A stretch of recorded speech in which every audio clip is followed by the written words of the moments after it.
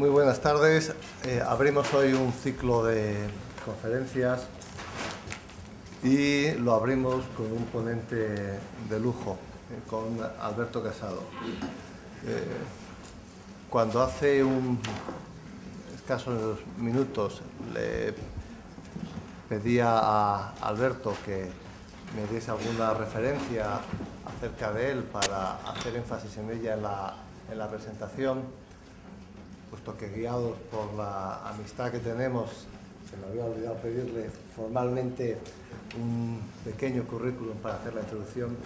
Me ha pedido algo que hace explícito el por qué está aquí de una manera indirecta, que destacase exclusivamente nuestra amistad, nuestra colaboración, y que es una persona que lleva toda la vida dedicada a la gestión y al estudio de la propiedad intelectual e industrial. Creo que es un auténtico privilegio para todos el poder contar con la presencia de Alberto y tener la ocasión de entrar en comunicación con él, de poder hablar con él, puesto que es difícil encontrar en España personas que tengan un currículum de trabajo en temas de propiedad industrial e intelectual semejante al suyo, vinculando la actividad académica con el ejercicio diario en estos momentos de la gestión a través de su puesto como director de la Oficina Española de Patentes y Marcas. Muchas gracias a Alberto, bienvenida a esta casa, a la Escuela de Dirección Industrial, cuando quieras. Muy bien, muchas gracias, espero que se escuche bien ahí, lo digo por las personas que están al fondo. Y en primer lugar, quiero agradecer a la escuela en la cual llevo participando y dando clases desde hace ya muchos años. Agradecer a su director, a Alfonso, por haberme invitado. Me haberme invitado además a participar en la primera actividad del programa.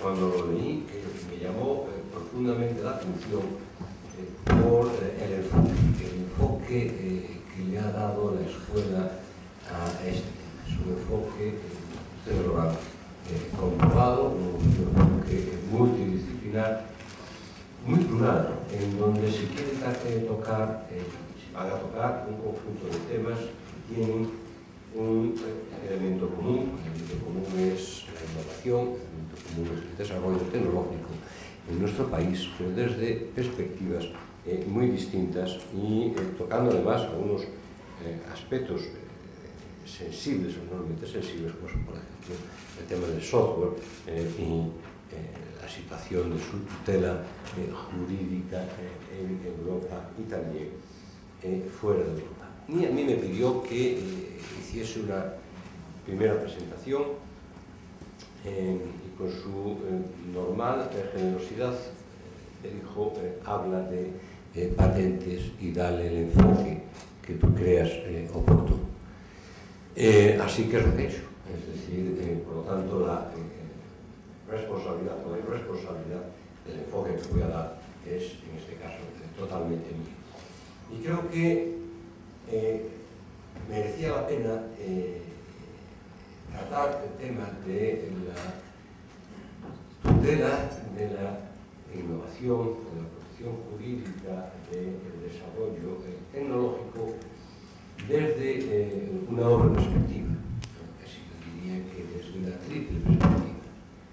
En primer lugar, con un factor fundamental de la competencia, que es algo que a veces olvidamos cuando hablamos de derechos de propiedad industrial en general y cuando hablamos de derecho de patentes en particular, cuál es su papel en el ámbito de la competitividad, en el ámbito del desarrollo económico de nuestro país, el desarrollo económico de nuestros pueblos.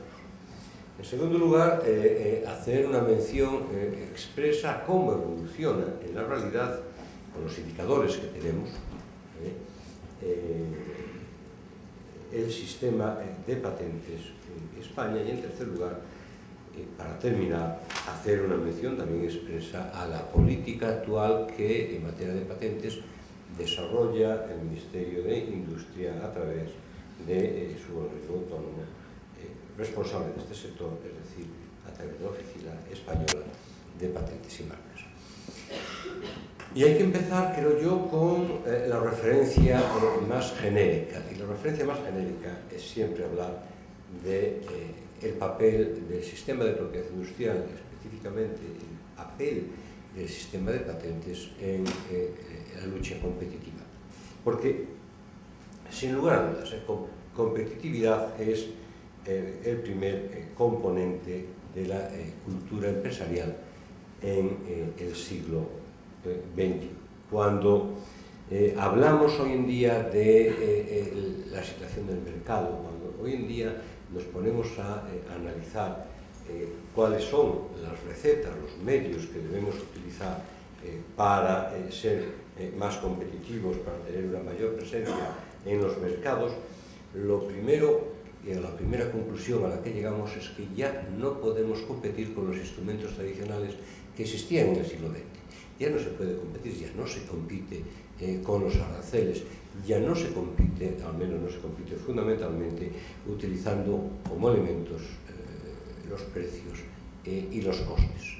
Hay otros factores que ganan posiciones y además las ganan desde una perspectiva ya no local, como sucedía hasta hace muy pocos años, sino desde una perspectiva global. El proceso de mundialización ha cambiado fundamentalmente y va a cambiar todavía más el factor y los componentes de este factor de competitividad.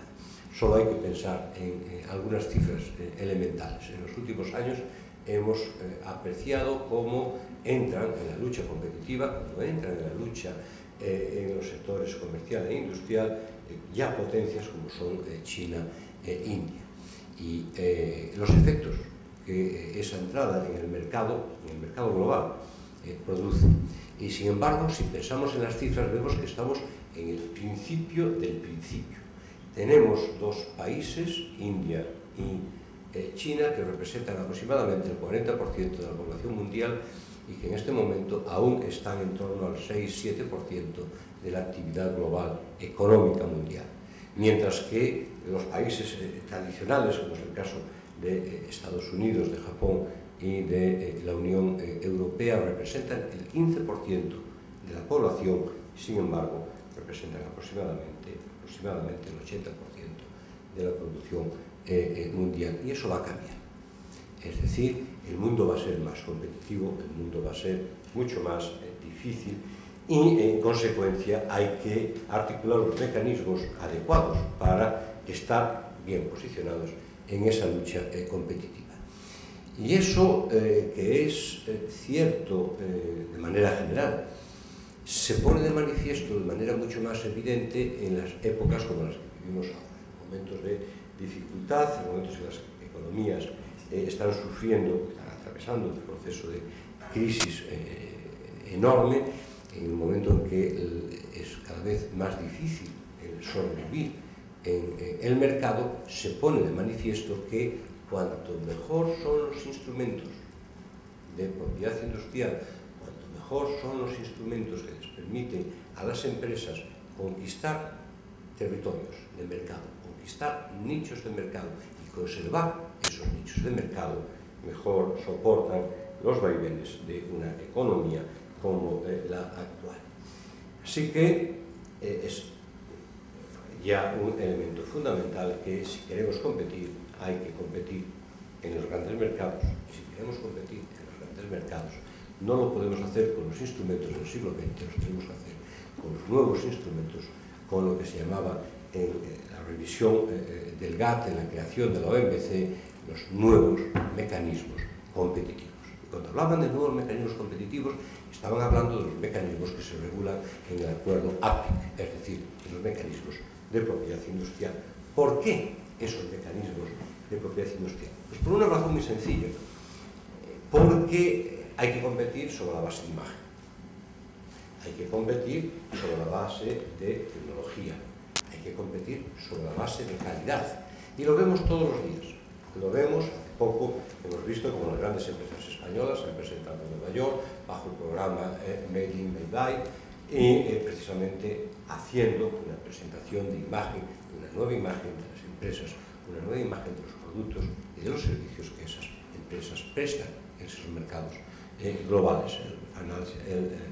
El Financial Times hacía un artículo hace 2 días diciendo lo difícil que es cambiar de la imagen de toros y folclore por una imagen de país moderno. Y lo hacía precisamente en referencia a la reunión que se había producido en Nueva York. Para mí el artículo lo que ponía en evidencia es que sí había tocado el hecho de la reunión, sí había tocado precisamente la fibra sensible y se había demostrado, se demuestra que se estaba o se va en la buena dirección. Imagen, calidad, tecnología. Y si uno lo piensa, ¿qué protege la imagen? ¿Qué protege la calidad? ¿Qué protege la tecnología? Son los derechos de propiedad industrial.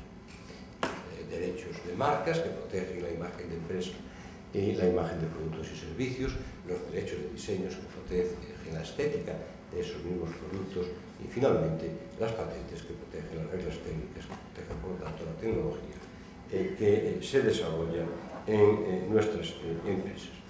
¿Y por qué esos derechos de propiedad industrial cumplen ese papel tan relevante ahora? En realidad lo ha cumplido siempre. Lo que sucede es que, desaparecidos los mecanismos tradicionales en los que se basaba la competencia tradicional, lo que queda son aquellos mecanismos más dinámicos que tienen una característica que no existe en ninguna otra modalidad prácticamente, y que son derechos inmateriales, es decir, son derechos que recaen no sobre el elemento físico en el cual se materializa el cuerpo mecánico, sino que recaen sobre la creación inmaterial que representa. Y eso es lo que hace que esos derechos sean susceptibles de ser reproducidos de manera ilimitada en el tiempo y en el espacio, lo cual no sucede con los bienes muebles ni inmuebles, que eran los bienes tradicionales que se recogían en la tradición del derecho romano en nuestro Código Civil, y de hecho son los únicos que se siguen reconociendo en el Código Civil. Los derechos de propiedad industrial que surgen en la Revolución Francesa es el resultado del triunfo de la Revolución Burguesa, que impone los derechos de propiedad industrial como alternativa, como derechos objetivos, como alternativa a precisamente los privilegios reales, los privilegios que se otorgaban de manera no objetiva por las monarquías de la época. Es por lo tanto el triunfo de ese mecanismo que permite operar en el mercado, que permite tener un mercado que opera bajo los criterios de capital, que opera bajo los criterios de transparencia, que opera bajo los criterios de la competitividad. Y de esa es su importancia. Al desaparecer prácticamente los otros mecanismos, quedan en primer lugar como factores fundamentales de su competencia estos derechos de propiedad industrial.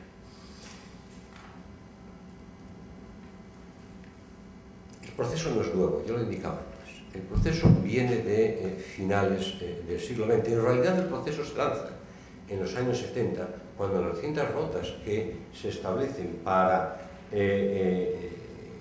adaptar el antiguo GATT, recuerden que el GATT antiguo no era una organización estable, era un sistema asambleario que se revisaba a través de asambleas en donde figuraba el principio del consenso como el único principio aceptable para tomar decisiones.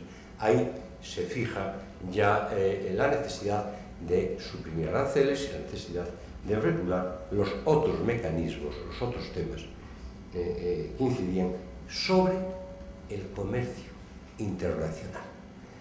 Es decir, ya se regulan los derechos de propiedad industrial fuera del margen jurídico tradicional en donde se crearon en el siglo final del XVIII, principios del XIX. Se regulan ya en el ámbito de la lucha por el mercado, se regulan ya en el ámbito de las normas que regulan el comercio internacional. Es un cambio sustancial, es un cambio básico, y además se regulan como derechos relacionados con el comercio. Es decir, se subraya, no dejan de ser derechos privativos, pero se subraya precisamente esa necesidad o ese elemento de mecanismo competitivo. Y la existencia y la regulación de esos derechos en el ámbito del TRIPS lo que hace es poner en evidencia cada vez más su contenido económico y su contenido de mecanismo regulador de la competencia. Fíjense, en el ámbito del derecho comunitario es uno de los pocos áreas cuya regulación requiere el principio de unanimidad. Es uno de los sectores en donde no se permite tomar decisiones por mayoría y por mayoría cualificada. Y si ustedes tienen un día la oportunidad de leer el artículo 29 del Tratado de Roma, se encontrarán con una cosa muy curiosa. Cuando se regula la libre circulación de mercancías y se establece el principio fundamental en el ámbito comunitario de que no se puede establecer limitaciones ni cuantitativas ni cualitativas a la libre circulación de mercancías, se establece a continuación las excepciones y las bases por las cuales sí se pueden establecer excepciones.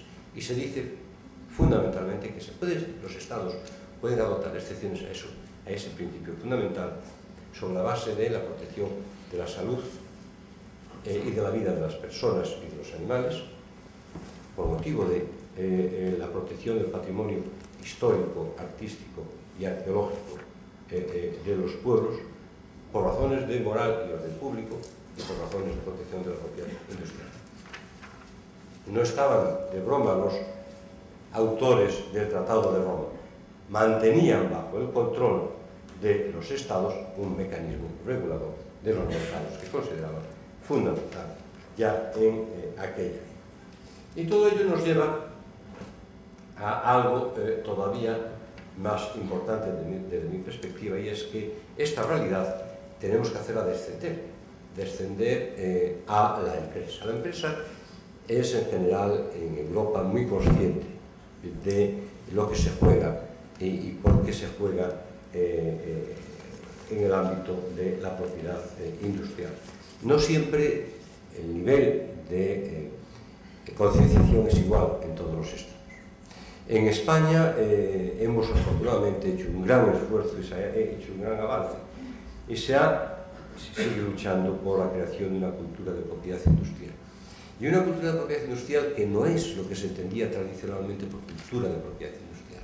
Hasta hace muy poco tiempo, cuando yo estaba en la facultad, primero como estudiante y después como profesor en el mercantil, cuando hablábamos de cultura de propiedad industrial, en realidad estábamos pensando en dos ámbitos de actuaciones tradicionales. Hablábamos de cultura de propiedad industrial como el conocimiento especializado de un área específica que nos permitía en un momento determinado tomar una decisión sobre si convenía o no convenía proteger determinadas creaciones a través del derecho de propiedad industrial, A, y B, como la utilización de empresas, de despachos, de organismos especializados para ocuparse ya directamente de la protección y gestión de esos derechos.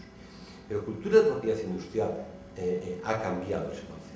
Y por cultura de propiedad industrial el enfoque actual es mucho más amplio que el que acabo de señalar. Se trata de un enfoque tanto horizontal como vertical. Es decir, se trata de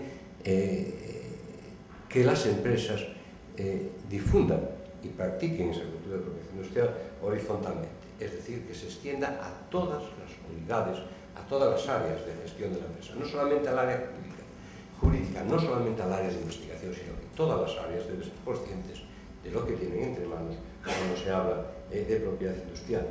Y vertical, es decir, porque tiene que ir desde el personal directivo hasta el personal a pie. Uno de los sectores en donde, una de las áreas en donde se protege el mayor número de invenciones en el mundo es el área de las invenciones laborales. Las invenciones laborales son las invenciones que se desarrollan en el seno de la empresa como consecuencia del día a día. Muchas veces una invención laboral no es más que saber que hacer un giro de un tornillo en vez de 90 grados en 60 grados supone X segundos de reducción de tiempo de trabajo por cada tornillo. Al final del día suponen muchas horas de ahorro y al final de un sistema de producción supone una reducción de costes enorme en las unidades de producción determinadas. Esas son, y de hecho representan buena parte de las invenciones que al final se protegen en las oficinas de propiedad industrial. Por lo tanto, se trata de una cultura de propiedad industrial mucho más proactiva, una cultura que tiene que cubrir todos los sectores y que tiene que descender de una manera mucho más directa. Y eso supone que la empresa tiene que saber responder a una serie de preguntas y una serie de cuestiones que se les plantea en el día a día, que son además las cuestiones que después van a consultar a profesionales del sector. Primero, lo que tienen que saber es si algo se puede o no se puede proteger por propiedad industrial y, en el supuesto de que se pueda proteger, en qué tipo de propiedad industrial estamos hablando. Algunas oficinas, como por ejemplo la inglesa y la francesa, y nosotros somos la tercera en Europa, estamos diseñando sistemas de autodiagnóstico. En el convenio que estamos ahora terminando con la EOI, con la Dirección General PYMES, se va a incluir precisamente esa herramienta que permite expresamente responder a la primera cuestión, que es fundamental.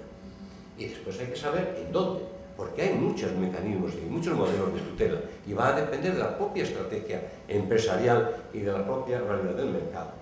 Y hay que saber si, una vez que se obtiene un derecho, nos interesa explotar ese derecho indirectamente, es decir, fabricando el producto, o directamente poniendo el derecho en el mercado, licenciándolo o cediendo. Y nos interesa saber que tenemos que defender esos derechos. ¿Y cómo los vamos a defender? Porque debido a su naturaleza inmaterial, son derechos fácilmente atacables. Lo vemos todos los días. Precisamente porque se pueden reproducir de manera ilimitada en el espacio y en el tiempo, también se pueden atacar, también se pueden reproducir de manera ilegal, de manera ilimitada en el espacio y en el tiempo. Y hay que saber qué mecanismos tenemos para ser más competitivos. Por ejemplo, ¿podemos utilizar mecanismos legales de vigilancia de los derechos de terceros? Sí, lo podemos hacer. Y hay servicios que nosotros, como Oficina Española, ofrecemos para permitir a una empresa conocer cuáles son los desarrollos tecnológicos del día a día de sus empresas competidoras. Y lo mismo podemos hacer en el ámbito de la vigilancia tecnológica por sectores. Por lo tanto, hay mecanismos que nos permiten tener una información constante y continua de cómo evolucionan los derechos de propiedad industrial y cómo evolucionan las tecnologías en las cuales, en los sectores, en los nichos de mercado en los cuales nosotros estamos operando. Y ya centrándonos en el campo más concreto de las patentes. Dos ideas muy generales, no voy a detenerme ahí. Ustedes pueden proteger su tecnología a través de patentes, que son unos derechos exclusivos que tienen una duración máxima de 20 años, o a través de modelos de utilidad, que es otro mecanismo de protección de invenciones más sencillo que el anterior, inicialmente diseñado para que fueran utilizados fundamentalmente por las pequeñas y medianas empresas, son más económicos, son más rápidos, menos agresivos, si se me permite la expresión, tiene una duración también menor, una duración máxima de 10 años. Lo importante es que sepan ustedes que las patentes, fundamentalmente, los modelos de utilidad también, son instrumentos de protección eficaz. Esa es una pregunta típica que sigue haciéndose en la empresa. Es que si yo tengo una tecnología, la voy a revelar si preparo la documentación de patentes. Mire usted, le puedo asegurar que no conozco, en unos cuantos años que llevo trabajando en propiedad industrial, un solo caso de descubrimiento de secreto por un organismo público. En cambio, el espionaje industrial y la lucha subterránea por saber los know-hows, por saber how to do it, que es en definitiva lo que significa know-how, ese es una lucha constante. Mantener en secreto un desarrollo tecnológico puede ser una alternativa y puede funcionar, pero hay unos riesgos que hay que aceptar, y en materia de patentes esos riesgos prácticamente desaparecen. Es un medio de transferencia de tecnología, es una fuente de información tecnológica.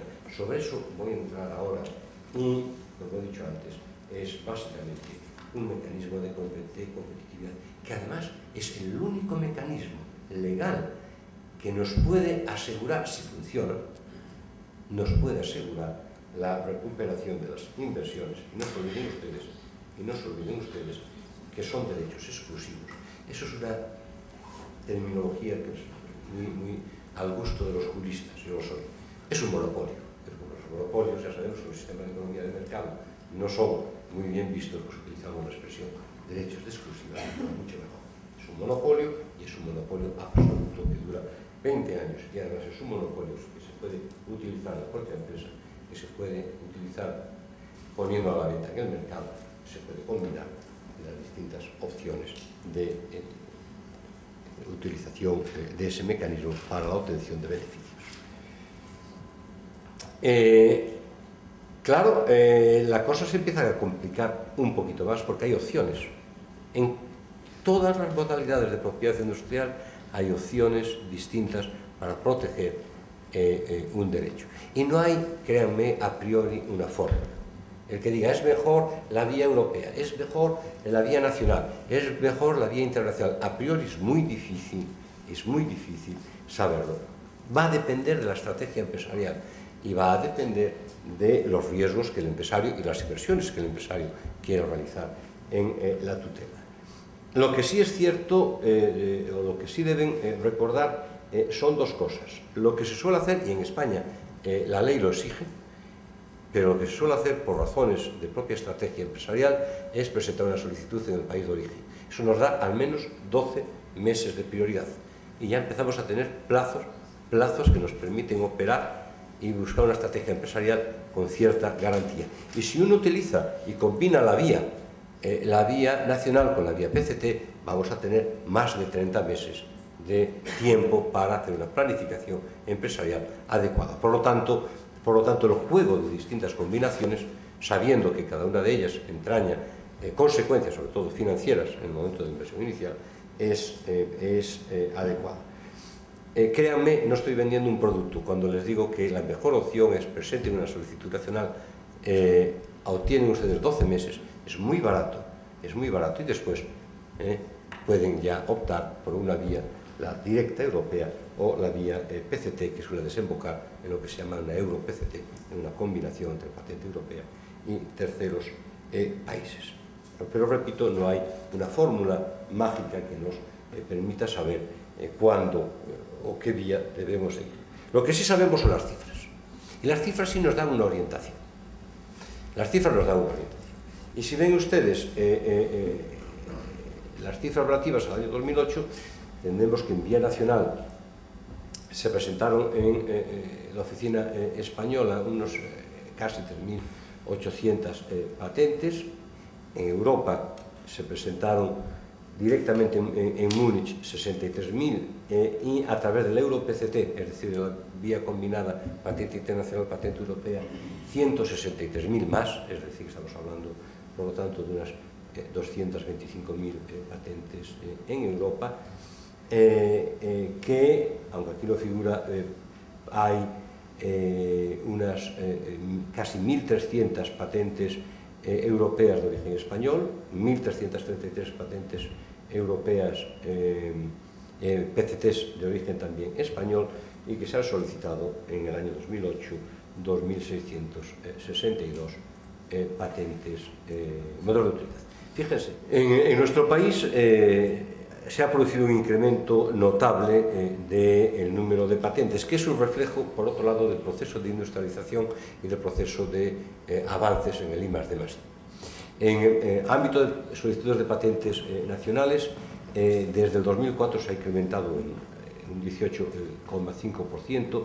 En el mes de marzo de este año hemos tenido un incremento de un 23%, pero, ojo, estamos ya en fase de cierre. Es decir, el proceso, la crisis, afecta ya al ámbito de marcas, en el ámbito de patentes aún va tocando lateralmente, el proceso de I+D es más largo, pero ya el proceso de cierre empieza a notarse, por lo tanto en algún momento la incidencia se notará. Es curioso la distribución. En España tenemos aún una distribución de patentes que refleja nuestro tejido industrial y sobre todo refleja en dónde se están produciendo en dónde se están produciendo grandes inversiones en I+D+I. 40% de las solicitudes de patentes vienen de empresas, 40% vienen aún de particulares, que son normalmente pymes, que siguen estando usando su denominación personal, su nombre. Eso es una cosa que hemos detectado en estos meses. Por ejemplo, se ha caído el número de registro de sociedades en más del 50%. Y sin embargo, lo que recibimos cada vez son más consultas de autónomos diciendo: oiga, me he enterado que yo puedo seguir operando en el mercado si tengo una marca. Y dice, sí. Y que no necesito inscribir una sociedad para tener una marca, efectivamente. Y que por lo tanto puedo cubrir mis necesidades cara a la clientela con esa marca. Pues sí. Así de sencillo. Por la razón es muy simple. Una marca en España cuesta 150 euros y se concede en promedio de 4 meses y medio.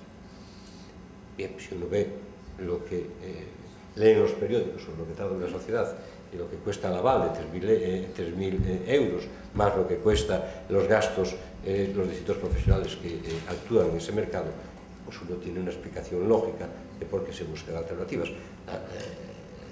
El resultado es lógico. Nosotros tenemos una caída de un 17% aproximadamente de marcas, que es bastante baja, incluso en relación con nuestros países, nuestro entorno, debido a la crisis, y en sociedades supera el 50%. Y es precisamente porque las facilidades, la rapidez y el coste, en nuestro caso, es el que es. En modelo de utilidad volvemos al efecto sierra, un incremento muy fuerte en marzo, pero el modelo de utilidad tiene una caída constante desde hace ya unos cuantos años. Y eso es también reflejo de la propia seguridad que las empresas tienen en sus desarrollos. Cuanta más seguridad tienen, optan por la opción que lleva un informe del estado de la técnica, que es la patente. La modelo de utilidad no lo tiene y por lo tanto les da, cuando les da más miedo, optan por el modelo de utilidad. A lo mejor no porque no sea un desarrollo tecnológico real, que lo es muchas veces, sino simplemente por otros factores distintos. Además de esas 8.000 patentes de origen español, tenemos cada año sobre unas 20.000 patentes europeas que se validan, que producen efectos en nuestro territorio. Recuerde, la patente europea no es unitaria, se produce efectos en cada país de manera individual, como si fueran patentes nacionales. Hay que validarlas en el país. En nuestro caso, el promedio, si ven ustedes, desde el año 2004 hasta ahora, es prácticamente siempre en torno a 20.000 patentes al año. Lo que sí es interesante es esta slide, porque esta slide pone de relieve algo que a veces aún nos cuesta explicárselo a nuestras empresas. Si uno analiza el origen de las patentes europeas validadas en España, se verá que el número 1 son empresas alemanas, el 2 empresas norteamericanas, el 3 francesas, después viene Italia, Suiza, el Reino Unido, Suecia, etc. Hay una relación directa entre capacidad industrial, potencia industrial y el número de patentes. Como hay una relación directa entre competencia y capacidad comercial y el número de marcas. Es siempre la misma relación. No hay prácticamente ningún tipo de excepción a esta regla. Es decir, cuanto más competitivo es un país, cuanto más competitivas son sus empresas, mayor es el número de derechos de comercio industrial que sus empresas tienen, que sus empresas protegen en los mercados nacionales y en los mercados internacionales. En el caso español, lo que sí es evidente es que nuestras empresas empiezan a utilizar cada vez más la vía internacional. Hemos pasado hace 2 años, de las 1.000 solicitudes de patentes en el sistema europeo. De los 34 países miembros del sistema europeo, solo hay 12 que superan la cifra de 1.000. Por lo tanto, cierto es que nuestra posición no es posiblemente, o no esté aún al nivel que nos gustaría que esté, pero estamos ya en ese bloque de cabeza en materia de patentes. Como decía antes, en el 2007 se solicitaron en el sistema europeo unas 1.286 patentes de origen español. Pero fíjense en este cuadro. Este cuadro recoge el grupo de países con alguna inclusión no europea, el caso de Israel y el caso de Estados Unidos, que superan el número de 1.000 patentes europeas por año. De todos estos países, España creció entre 2004 y el 2007 un 45%. Es decir, creció más proporcionalmente que ninguno de los otros países. Dinamarca con 38, hasta llegar al último Países Bajos, con 1,31. Claro, nuestra posición de partida era más baja, por lo tanto nuestro crecimiento más fuerte fue posible y sigue siendo posible, pero es otro reflejo de cómo esa cultura de propiedad industrial llega a las empresas, cómo nuestras empresas son cada vez más conscientes de que si quieren competir en mercados externos, y créanme, también aquí tienen que ir de la mano de los derechos de propiedad industrial. Se trata de una cifra importantísima que, si la vemos desde otra perspectiva, nos da la siguiente definición. En este periodo de tiempo, nuestras patentes globalmente crecieron un 85% y a nivel europeo, a nivel medio en Europa fue de un 21%. Es decir, se tratan de cifras, creo que significativas. En materia de PCT hemos crecido también, el año pasado 9,5, creo que sea un porcentaje de solicitudes vía PCT de origen español importante. Y fíjense a dónde van nuestras empresas. Desde la perspectiva del derecho de patentes. Protegen en Europa el 60% de nuestras patentes se protegen en el mercado europeo globalmente, se protegen en Europa y en otros países a través del PCT, se solapan las dos cifras, pero hay un porcentaje muy alto de patentes que siguen la vía Euro-PCT, es decir, se solicitan en España, van al sistema internacional del PCT, les permite ganar tiempo y extender la protección a más países que los europeos, o a Canadá, a Estados Unidos, etc. Y solamente se utilizan las vías nacionales en muy pocos casos. Y las vías nacionales principales que se utilizan son Estados Unidos, Canadá y China, y Japón. Es decir, son los tres destinos de patentes individuales más famosos, más apreciados por nuestras empresas. Esto es un cuadro curioso, poco fiable, porque lo hicimos en una encuesta y saben ustedes lo que pasa con las encuestas. Nosotros no tenemos datos propios, pero miren, recuerden que hay tres bloques fundamentales de solicitantes en España. Primero las empresas con un 40%, después las personas físicas con prácticamente un 40%, pymes básicamente, aquí hemos hecho una distinción que nos han dado, y después organismos públicos de investigación, donde tienen 17, 18%. Lo que refleja esta estadística es la situación post-registral. Por eso decía que lo hemos hecho con una encuesta, nosotros no tenemos información sobre la situación post-registral, sobre lo que sucede en el mercado. Pero si los datos que nos dieron son ajustados, en principio no veo por qué, vean ustedes, las grandes empresas utilizan las patentes en sus procedimientos internos un 58%, un 28%, recuerden que se solapan siempre estas cifras, las utilizan también para el desarrollo de nuevas patentes, un 7% las utilizan como patentes de bloqueo, que están muy generalizadas en países como Estados Unidos o como Alemania, un 42%, y esto es una cifra interesantísima, las ponen en el mercado también, las venden, las licencian normalmente, y tienen un margen de un 5% que no utilizan, que es un margen bajísimo. Pero si uno entra en las pymes, el uso interno sube al 71%, protegen lo que en realidad ellos consideran que les sirve a efectos internos, en cambio ya baja mucho el desarrollo para otras patentes y baja mucho ya el uso comercial de esa tecnología. Y tiene un porcentaje ya más alto de no utilizadas. Si de ello nos vamos a los organismos públicos de investigación, obviamente el uso interno es residual, esto no es su objetivo. El desarrollo de otras patentes es importante, el desbloqueo no las utiliza, y lo que sí me llama la atención es que hay un escaso, digamos, no es escaso, pero no suficiente uso comercial de las mismas, lo cual redunda en que hay un porcentaje alto de patentes no utilizadas. Y si entramos en las personas físicas, el número de patentes no utilizadas es altísimo, es decir, 62%. Por último, algunas reflexiones sobre la oficina y sobre todo sobre el papel de nuestra oficina como organismo autónomo del Ministerio de Industria, Turismo y Comercio. Algo que no siempre es bien conocido. Somos un organismo registrado. De hecho, nuestra denominación antigua era Registro de la Propiedad Industrial.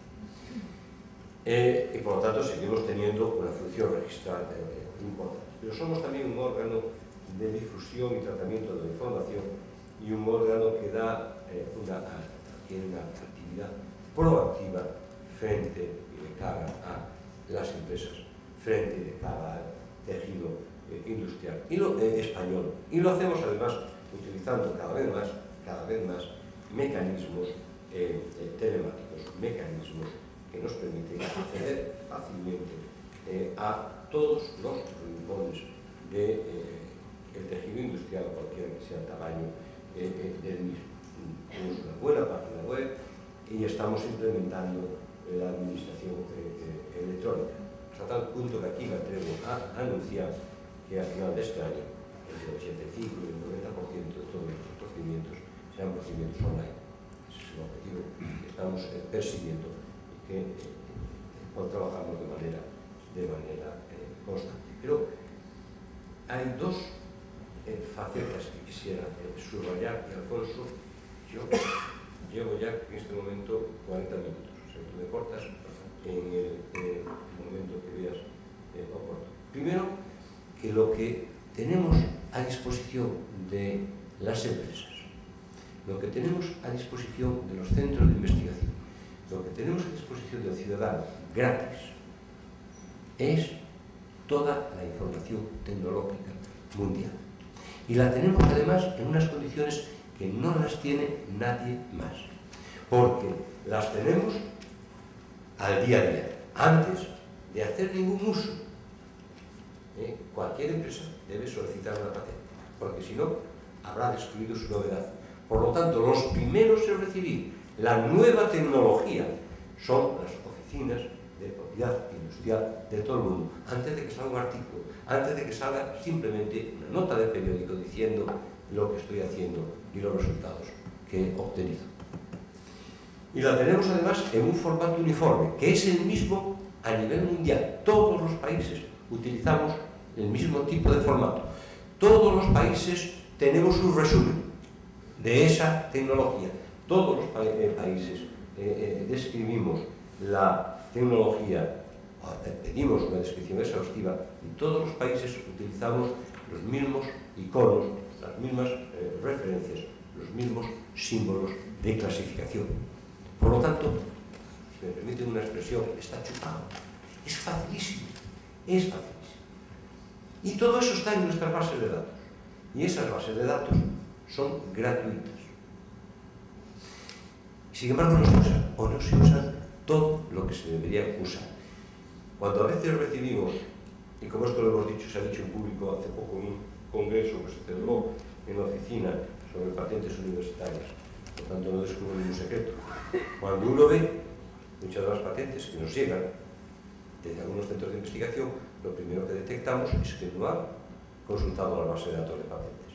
Han consultado literatura, con lo cual, muchísimas veces, lamentablemente, encontramos un número de referencias enormes de antecedentes que ya reflejan que ese tipo de investigación se había realizado en otro sitio, en otro país, en otras condiciones. Y tenemos los servicios de información gratuitos. tenemos boletines de vigilancia tecnológica en todos estos sectores. ¿Por qué en estos sectores? Porque son sectores horizontales en los cuales hay empresas españolas, más de una, grupos de empresas españolas que están actuando, que son muy competitivas y que necesitan un servicio de vigilancia que nosotros ofrecemos de manera gratuita. Y tenemos, como decía, bases de datos que nos permiten conocer cuál es la tecnología patentada en España, pero también cuál es la tecnología patentada a nivel mundial o cuál es la tecnología patentada en Latinoamérica. Tenemos una base específica para ese grupo de países. Por lo tanto, tenemos en materia de tecnología y en materia de patentes, la oficina española es una fuente inagotable de información y lo único que deseamos es que nos use. Además, como decía antes, no es nuestro objetivo obtener beneficios por este tipo de servicios, los servicios que se ofrecen gratuitos. Existe también la posibilidad de servicios ad hoc, es decir, que una empresa determinada quiere hacer lo mismo que hacemos de manera general. Esos sí son servicios que se cobran. Y hacemos un servicio específico para esa empresa que así lo desea. Por último, estamos lanzando nuevos servicios, estamos adoptando nuevos compromisos. Hemos desarrollado, estamos aplicando un plan de apoyo a las pymes que tiene múltiples variantes.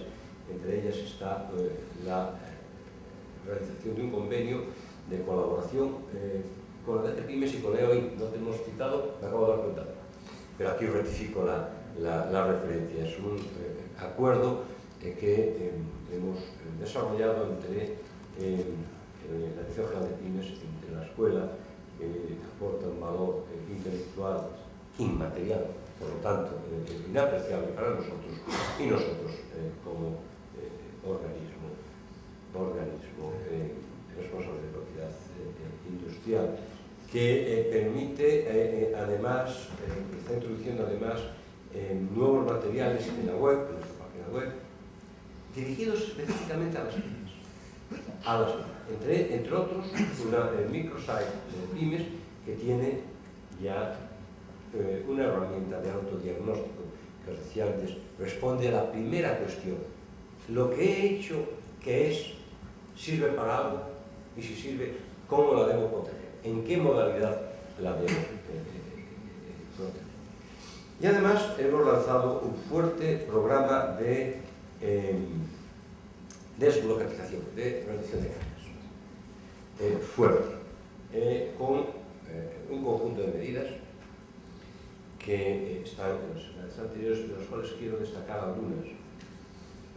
La primera medida que figura aquí es que a partir del 4 de mayo, ya lo anuncio, el boletín oficial de la propiedad industrial será totalmente electrónico y de publicación diaria y gratuito, con un fuerte motor de búsqueda, lo cual va a permitir que ustedes desde su casa, las empresas, desde sus unidades, consultar día a día la situación del boletín, repito, online, y nos va a permitir además una importante reducción de plazos a la hora de conceder los derechos.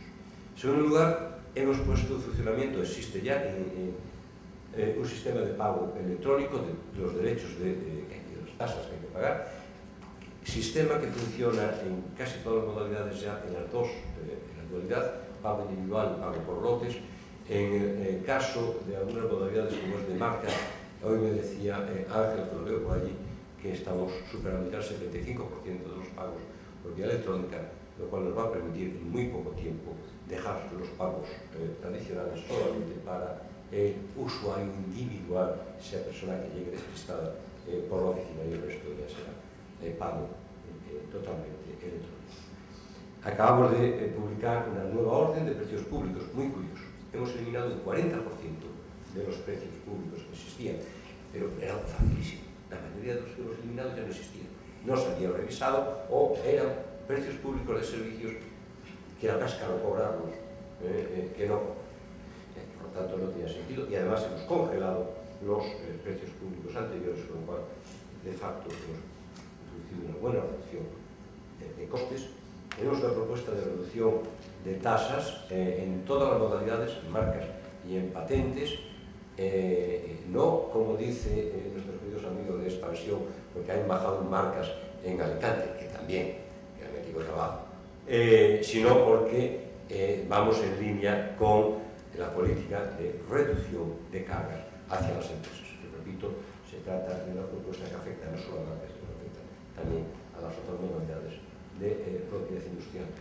El día 18 de marzo hemos puesto en funcionamiento ya el sistema de solicitud de patentes online. Sistema complejo. Está funcionando relativamente bien. Y el día 1 de abril acaba de salir la orden de subvenciones que prevé para ayudar a las empresas en su proceso de internacionalización, es decir, de salida al exterior, de ayudarles en los costes directos de las patentes que presentan en Europa, que presentan en un país no europeo, de Europa, si en todo caso fuera de España, y hemos previsto un capítulo de 2.600.000 euros de ayudas que por un organismo como el nuestro os puedo asegurar supone un esfuerzo financiero interesante. Ya sí con ello acabo, deciros que en nuestra vertiente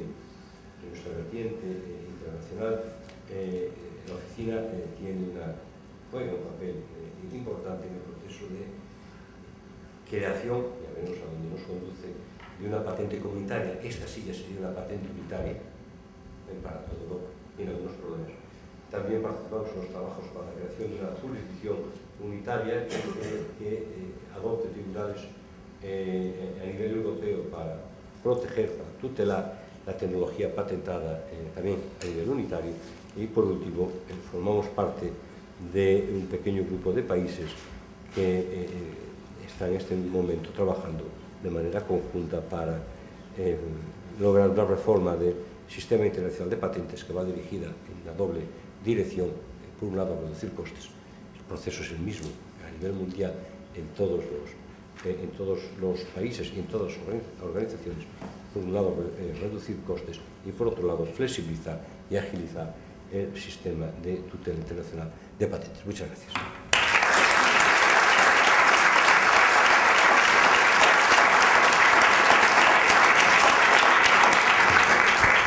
Muchas gracias, Alberto.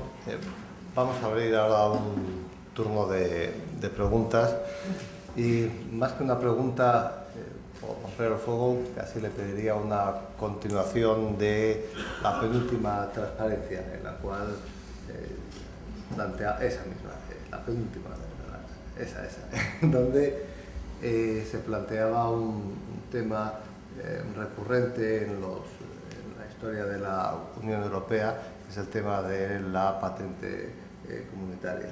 Entonces, ha señalado que existe un futuro incierto. ¿Cuál es la situación de la patente comunitaria en esto? Vamos a ver. Yo sabes que yo soy gallego, ¿no?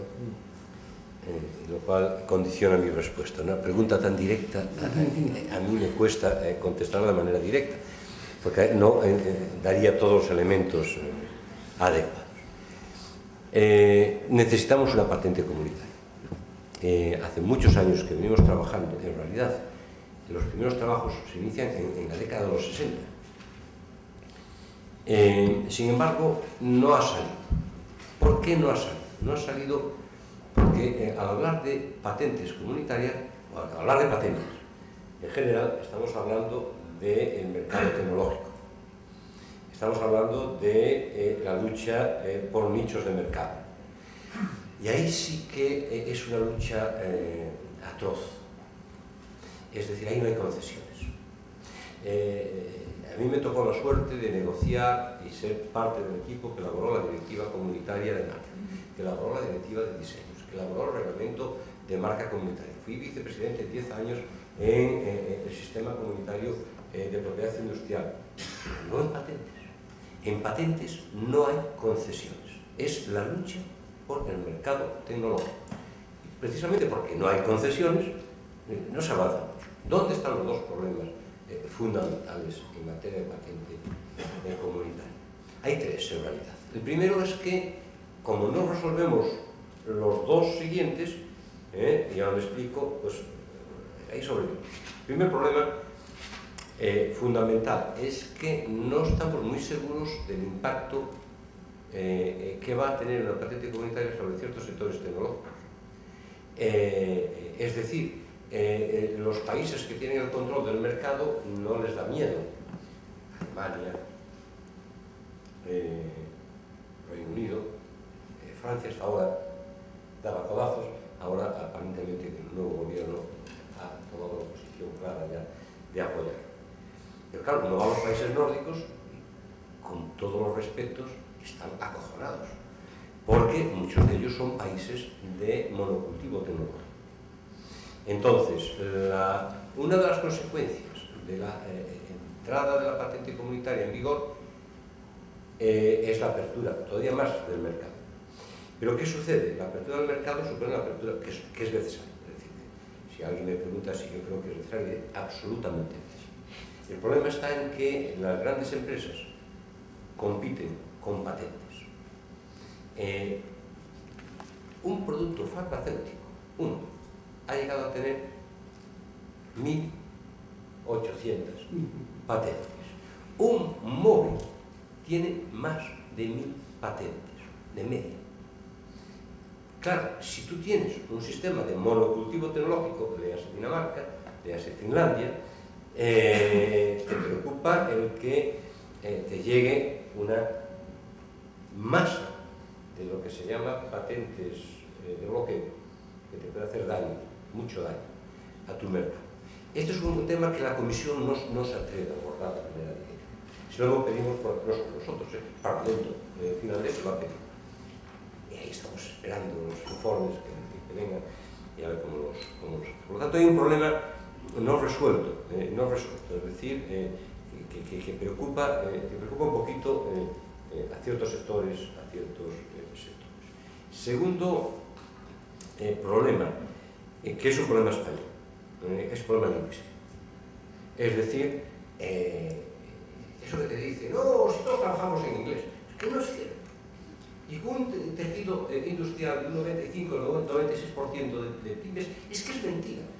Y si fuese cierto, Alemania y Francia renunciarían al francés y al inglés en la patente comunitaria, al francés y al alemán, y no renuncian, porque esa opción se ha barajado. Hemos dicho muchísimas veces, pues trabajamos en un solo idioma, ya que es cierto, ustedes dicen que trabajamos todos en alemán o todos en inglés, pues todos en inglés. No renuncian a un factor básico en esa lucha competitiva, que es el factor idiomático. Pero además, en nuestro caso, somos un país con una presencia industrial fuerte y que además tenemos 400 a 500 millones de hispanoparlantes. Por lo tanto, tenemos un mercado para nuestras empresas y para las empresas de los países que hablan el mismo idioma. Así que es un problema político fuerte que tiene difícil solución. Que se le encontró solución en la marca comunitaria, se le encontró solución en el diseño comunitario, porque el tipo de lucha es distinta en ese sector. Pero no se le encontró una solución, y la hemos encontrado en otras áreas, en el ámbito de marketing. Y hay un tercer factor que es consecuencia de los dos anteriores. Hay un sistema de patente europea que funciona. Tiene ahora pequeños problemas, precisamente porque está entrando demasiado número de solicitudes. Hasta hace poco la media era de 100 a 150, hemos pasado a las 225. Ese es otro problema que tenemos. Pero hay un sistema de patente europea que funciona. Cierto es que después se transforman en unas patentes nacionales. Cierto es que después que no hay una jurisdicción unitaria. Por eso el segundo proyecto de jurisdicción unitaria. Pero también es cierto que el número de pleitos sobre patentes europeas es muy bajo. Y lo que es más importante, el número de validaciones de patentes europeas, una vez que la patente europea se valida, se genera efecto de esa patente europea en un promedio de 4 o 5 países europeos, no en la totalidad. Con lo cual, el número de conflictos judiciales es francamente y es una situación que pervive desde hace muchísimos años. Yo espero, siempre soy optimista, ¿no? Y además después de haber trabajado 14 años en los sistemas comunitarios, los conozco ya un poco y tienen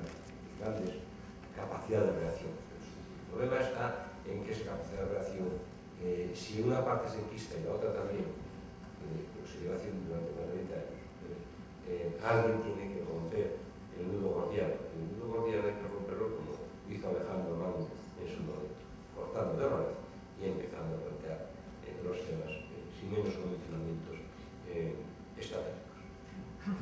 Muchísimas gracias. Pues abrimos las preguntas al público. Si yo quería preguntar respecto a la guía PCT y de patente europea, que he comentado antes que había una única solicitud. Esta solicitud También para las empresas de los países latinoamericanos. Yo pienso que el PCT 30 meses es poco tiempo, sobre todo para pequeñas empresas o individuales. Entonces, ¿por qué 30, no 40, 50? ¿Y por qué no los 10 años que duran los derechos de un modelo de utilidad?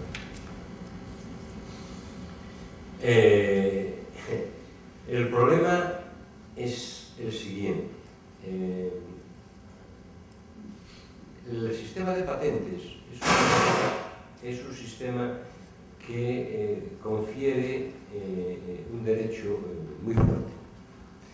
Ese derecho muy fuerte, naturalmente, siempre y cuando haya contenido, es decir, esa pregunta que dices que yo tengo una patente y no les saco dinero. ¿Qué es usted? Pues si esa patente cae sobre algo que no es operativo, que no ha entrado en el mercado adecuado, y una patente concede un derecho muy fuerte. Y lo concede sobre la base de una cierta compensación. La compensación fundamental es la divulgación del contenido.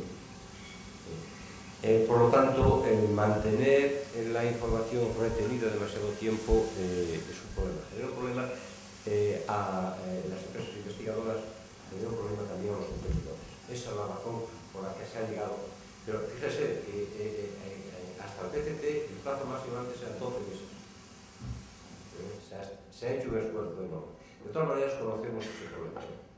Y a veces habría que plantearlo no tanto globalmente, pienso yo, como sectorialmente, porque el problema no es el mismo en todos los sectores y no es el mismo para la pequeña y mediana empresa que para la gran empresa que ya tiene muy bien definidos sus mecanismos de explotación directa e indirecta de la tecnología. Si me permite una foto, ¿no? Sí, sí.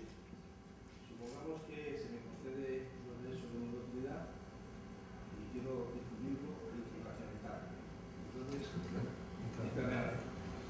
Entonces hay una serie de eventos o certámenes, como por ejemplo el Salón de Inventores de Ginebra.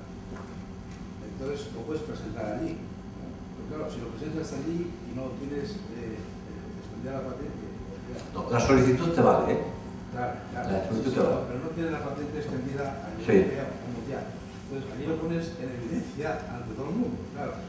Entonces yo digo, ¿por qué no? Bueno, sí, si la pregunta la entendí antes perfectamente. Si vas a Ginebra, por ejemplo, que es a la feria, a la exposición anual de inventores, que es francamente buena, y que se hacen buenos negocios, tú, como bien sabes, tienes varias opciones. Si, desde luego, presentar la solicitud antes. O sea, si vas y eso, simplemente has acabado con tus perspectivas, ¿no? Si vas a ir cuando va, ya después de pasar un plazo de 12 meses, la única opción que te queda es presentar la solicitud PCT para ganar el tiempo, porque es que si no, si vas después, pierdes el derecho de prioridad y por lo tanto la capacidad de extender tu protección a otros países. Y no hay más plazo, ¿eh? No hay más plazo.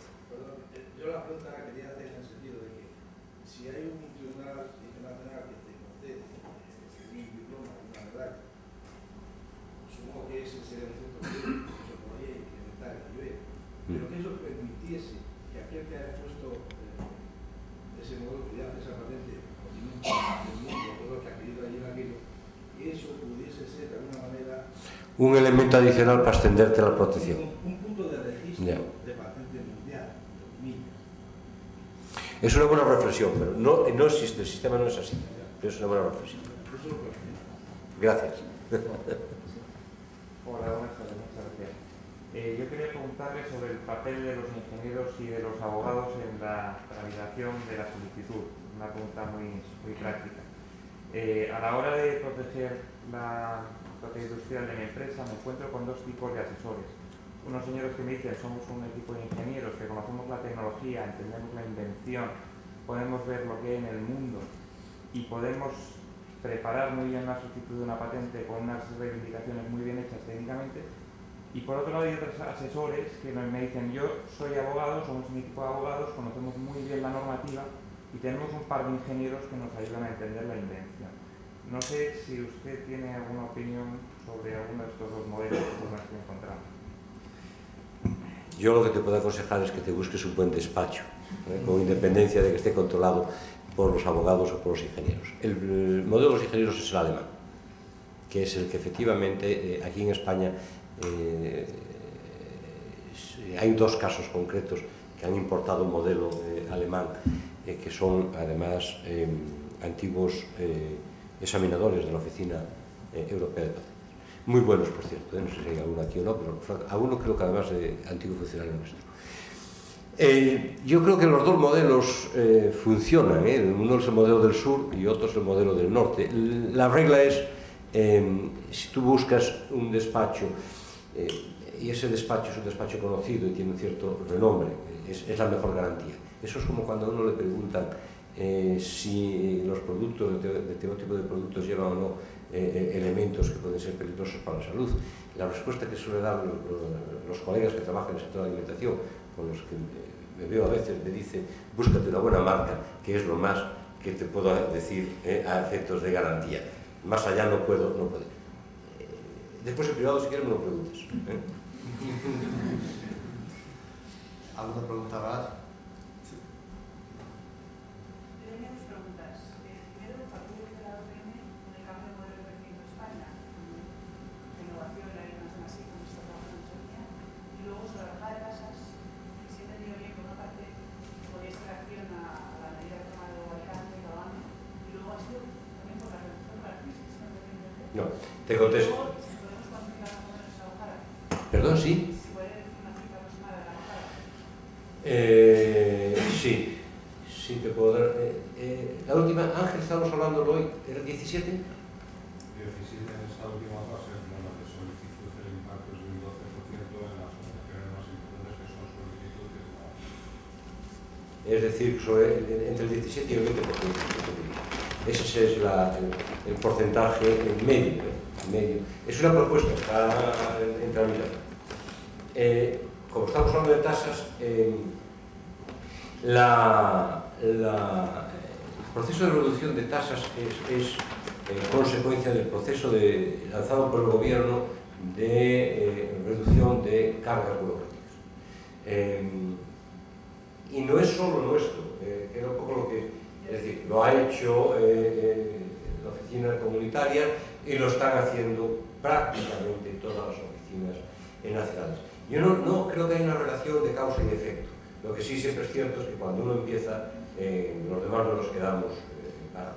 Pero básicamente no es más que una de las medidas generales que se adopta para facilitar la protección de los derechos de propiedad industrial, en definitiva, para facilitar la vida a las empresas en un periodo como es el actual. En cuanto a la primera pregunta, nosotros somos un organismo técnico, pero somos un organismo, por lo tanto, ejecutamos técnico en materia de propiedad industrial, ejecutamos, por lo tanto, aquellas medidas técnicas que estimamos son convenientes para cumplir nuestros objetivos. Y ahí es donde aportamos nuestro granito de arena. Es solo un granito de arena, pero es el grano dirigido a facilitar ese cambio, ese cambio cultural que se necesita en el tejido industrial y en el tejido comercial español. ¿Y cómo lo hacemos?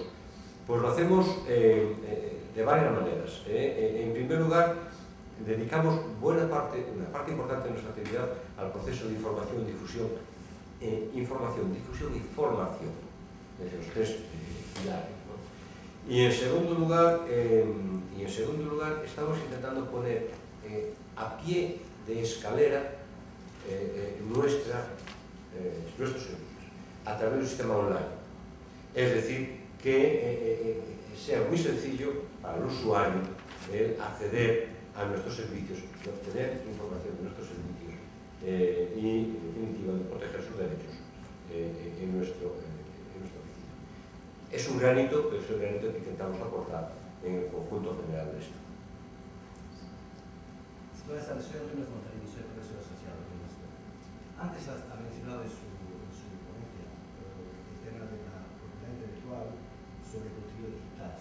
¿Sobre, perdón? Sobre contenido digital, contenidos intangibles. Me gustaría primero hacer una reflexión, compartir con usted y luego hacer una pregunta bastante Pues ya me vas a encontrar a contestar. Primero, tenemos los datos que vienen de la Agencia de Software Europea es que el 46% del software que gira los ordenadores, digamos que no ha pagado todos los cánones. Para decirlo de alguna manera. Nosotros no nos ocupamos de ese tema, Y si luego vemos, digamos, es la misma tasa en pymes y en privados, esta tasa realmente se duplica. Por lo tanto, vemos que hay empresas, como Google, que ponen en el mercado, digamos, paquete de software libre, y es una tendencia bastante extendida. Por otro lado, en los blogs en Internet hoy echan humos sobre si es posible proteger, digamos, contenidos digitales, de software, de música, de vídeos, y ponen ejemplos, por ejemplo, como Peter Gabriel, que ha montado un portal donde ya no se compra música, sino que se bajan canciones y se paga publicidad sobre eso. Una empresa que se llama M47, que en cada canción que te bajas te ponen 10 segundos de publicidad.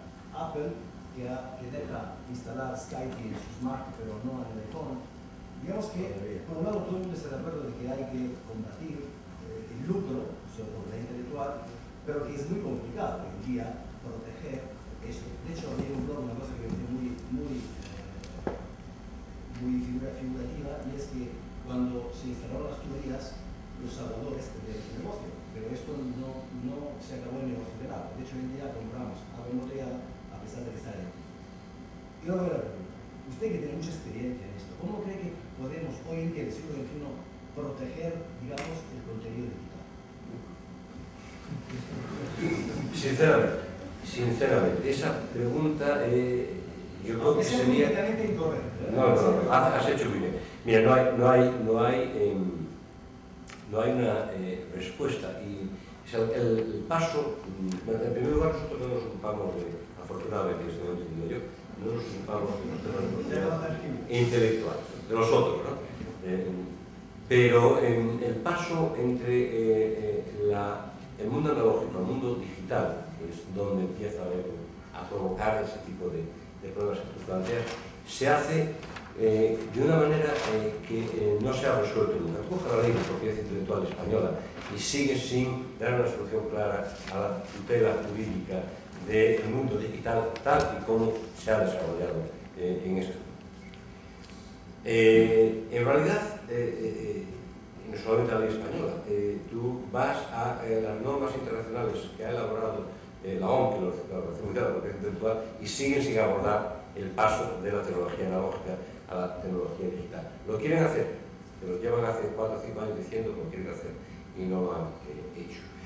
Yo creo que estamos en un impasse y te contesto de la manera más directa que puedo, en un impasse no resuelto. En realidad, si tú piensas cómo nace el derecho de autor, el cambio brutal que se produce con el resto del derecho de autor nace para proteger a los autores, no para proteger a los autores. Nace con la imprenta, nace para permitir compra de papel barato, controlar el contenido de las publicaciones y permitir monopolios de publicación de libros, los editores. Es después de la Revolución Francesa cuando se cambia el contenido y pasan a los autores.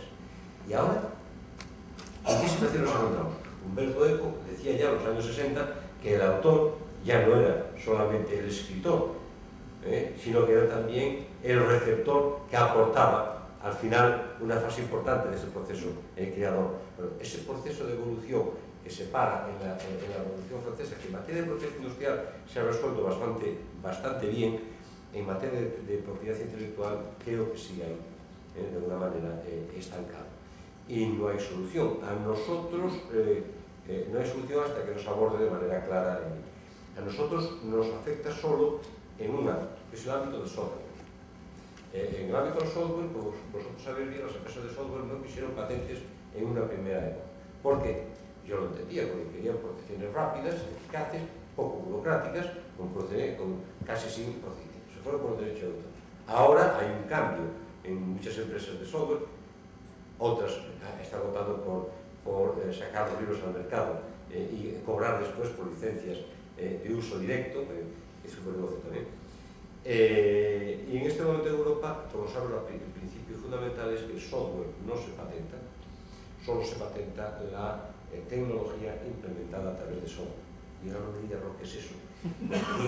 No hay manera de saberlo. Que dabas un ejemplo concreto que la MP3. Ya me callo. Pues una última pregunta. Sí, gracias. Buenas tardes. Está claro que las patentes contribuyen a la competitividad de las empresas, al desarrollo económico, etc. Sin embargo, da la sensación de que son como instrumentos proteccionistas que de cara a lo que sería la expansión internacional de una tecnología patentada, crearían incluso el propio Tratado de Roma da a entender que sería como una especie de barrera, ¿no?, al libre comercio de estas tecnologías. Mi pregunta es, ¿no sería más fácil para una empresa que quisiera expandirse a nivel internacional tratar de incluir esa tecnología patentada en, por ejemplo, no patentada, perdón, esa nueva tecnología en una norma internacional, por ejemplo, ISO, en lugar de autoprotegerse? Mira, tú planteas un problema que es uno de los temas más interesantes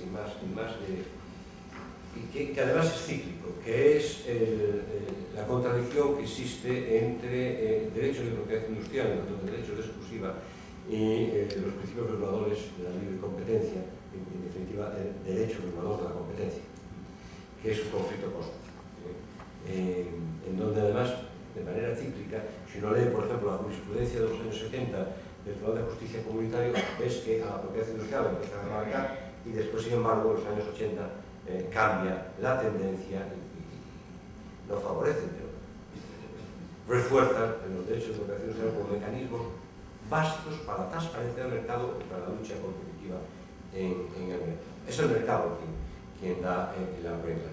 Por lo tanto, existe esa tensión. Existen también mecanismos legales para suavizar la tensión. Por ejemplo, el agotamiento del derecho. El mecanismo de agotamiento del derecho es uno de los mecanismos que impide que se generen ese tipo de abusos. El segundo mecanismo es una duración relativamente corta del derecho de patentes, que enlaza con la pregunta de aquel señor, y el tercer mecanismo es la obligación de publicar lo más rápidamente posible la información para que no sirva como un bloqueo, para no actúe de bloqueo frente al proceso de investigación libre. Por lo tanto, existen mecanismos que suavizan la tensión entre los dos. Y otras fórmulas, se buscan otras fórmulas. Lo que pasa es que no hay nada que se haya encontrado, hasta ahora al menos, que dé una solución como la da el derecho de patentes. Como decía Churchill, ¿no?, cuando hablaba de la democracia, que decía que es un mal sistema, pero es el mejor que tenemos, pues posiblemente se pueda decir lo mismo en relación con patentes. Es el sistema que se ha encontrado y por ahora es el sistema en que funciona. Y no se ha encontrado una alternativa. Y te puedo asegurar que los debates son constantes.